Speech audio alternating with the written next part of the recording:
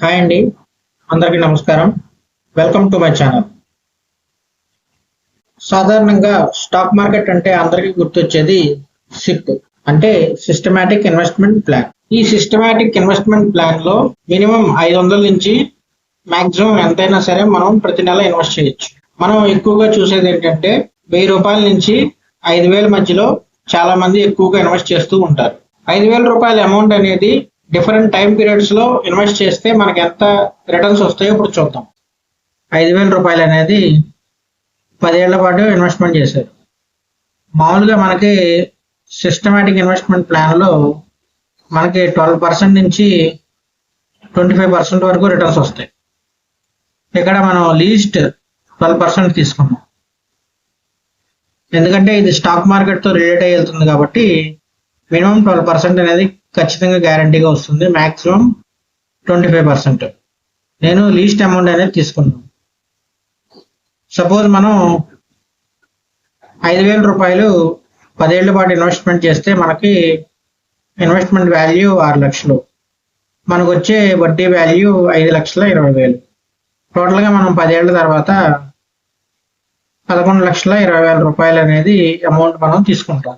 Suppose మనం ఇదే 5,000 రూపాయలని 20 ఏళ్ల పాటు కనుక మనం ఇన్వెస్ట్ చేస్తే మనం ఇన్వెస్ట్ చేసే అమౌంట్ 12 లక్షలు, మనకు వచ్చే ఇంట్రెస్ట్ వాల్యూ 34 లక్షలు. టోటల్గా మనకి 46 లక్షలు రిటర్న్ అనేది 20 ఏళ్ల తర్వాత మనం తీసుకోవచ్చు. ఈ సిప్ అమౌంట్ అనేది మనం ఏదర్ మన శాలరీ నుంచి అయినా సరే ఇన్వెస్ట్మెంట్ చేయొచ్చు, లేదా మన సేవింగ్స్ అమౌంట్ ఉన్నా సరే మనం ఈ 5,000 రూపాయలని ప్రతి నెల కూడా ఇన్వెస్ట్మెంట్ చేసుకోవచ్చు. ఒకవేళ మీ దగ్గర సేవింగ్స్ అనేవి కొంచెం ఎక్కువ ఉంటే ఇచ్చే సజెషన్ ఏంటంటే ఫిక్స్డ్ డిపాజిట్ లో ఇన్వెస్ట్మెంట్ చేయండి. ఎందుకు? మీరు కనుక fixed deposit IDFC first bank లో కనుక మీరు ఇన్వెస్ట్ చేస్తే ఇక్కడ ఇంట్రెస్ట్ అనేది మంత్లీలో వస్తుంది. ఫిక్స్డ్ డిపాజిట్ లో ఇంట్రెస్ట్ అనేది ఎవ్రీ మంత్ కూడా మనకి అకౌంట్ లో క్రియేట్ అవుతుంది.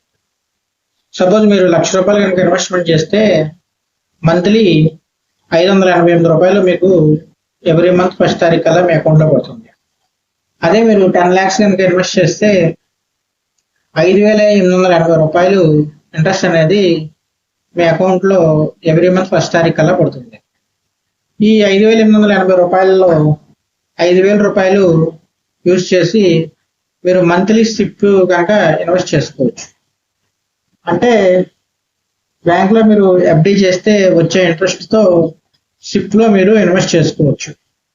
ఐడిఎఫ్సిలో ఫిక్స్డ్ డిపాజిట్ లో మీకు వచ్చే ఇంట్రెస్ట్ వాల్యూ 6.75%. ఇది నార్మల్ సిటిజన్స్ కి. మీరు సిప్ లో కనుక ఇన్వెస్ట్మెంట్ చేస్తే మీకు మినిమం వచ్చేది 12%, మాక్సిమం 25% వరకు వస్తుంది. నేను మినిమం మాత్రమే తీసుకున్నాను. సో 6.75 ప్లస్ 12% అంటే మీకు ఎవ్రీ ఇయర్ అప్రాక్స్ 20% రిటర్న్స్ అయితే ఖచ్చితంగా వస్తాయి. సో ఇదండి వీడియో. నా పేరు కార్తిక్ అండి. నేను ఐడిఎఫ్సి ఫస్ట్ బ్యాంక్ లో అసిస్టెంట్ రిలేషన్షిప్ మేనేజర్ లైబిలిటీస్ లో వర్క్ చేస్తున్నాను. నేను వర్క్ చేసే బ్రాంచ్ గుడివాడ అండి. సో ఇది నా ఫోన్ నెంబర్. ఈ వీడియో చూసి మీకు ఎటువంటి డౌట్స్ ఉన్నా సరే మీరు నాకు కాల్ చేయొచ్చు. ఫిక్స్డ్ డిపాజిట్ ప్లస్ సిప్ లో ఇన్వెస్ట్మెంట్ చేయడానికి నేను చెప్పింది ఒక మంచి ప్లాన్ అండి. అది మీరు కానీ ఇంట్రెస్టెడ్గా ఉంటే నాకు ఫోన్ చేయండి. Thank you.